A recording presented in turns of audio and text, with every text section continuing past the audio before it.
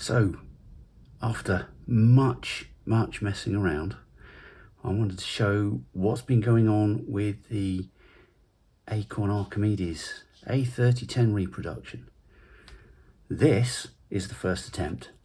I'd like to say it worked first time, but it didn't. It needed some bodging, and a big thank you to Ian Jeffrey, who helped and actually ironed out the final wrinkles. It is very nice to see this operate as intended.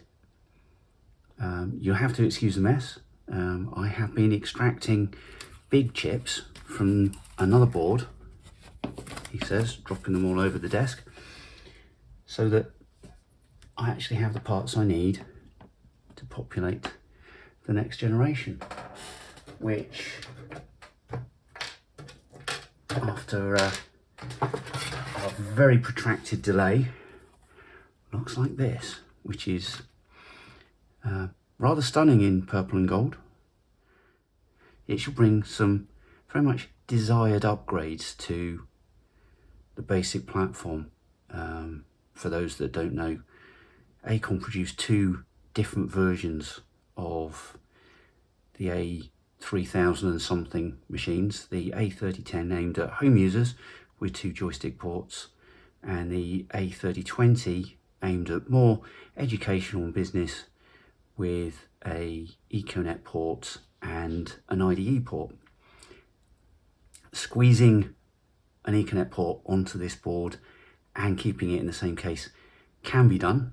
I could use the space left by the now redundant RF modulator, but not everybody wants to get rid of the RF modulator. I have no idea why, but at least it works with TVs without having to figure out how to get 15 kilohertz VGA. What I have squeezed in is the IDE port. So the A3010, my version, as standard, has IDE on board. I've also changed the memory. The original SOJ memory chips are a real pain to work with, and that's before we start talking about the zip socket memory that also came on the board. As standard, these would come with 1 megabyte or 2 megabytes. These two memory chips bring it to the maximum 4 megabytes as default. No messing around, no jumpers, just off you trot, and 4 megabytes. So with IDE built in, still with 2 joystick ports. The only thing that's missing is actually the Ethernet port, and you have your, well, Archimedes interpretation of the pod port to plug in an expansion which sits on a mezzanine above the main board. So between the Podule IDE, 4 megabytes of memory, this is effectively a fully spec'd A3010 with all the normal expansions on the board, which is very welcome. In terms of what next, well, obviously I've got to assemble this, put it all together, test it, which is going to be fun. But I have the major chips, these 3, already off. I've got the ROMs, I have the keyboard connectors, and the rest of it is just fairly regular stuff. You'll also notice the power supply, as you probably noticed on the first prototype, is actually a Meanwell rather than the great big analog transformer.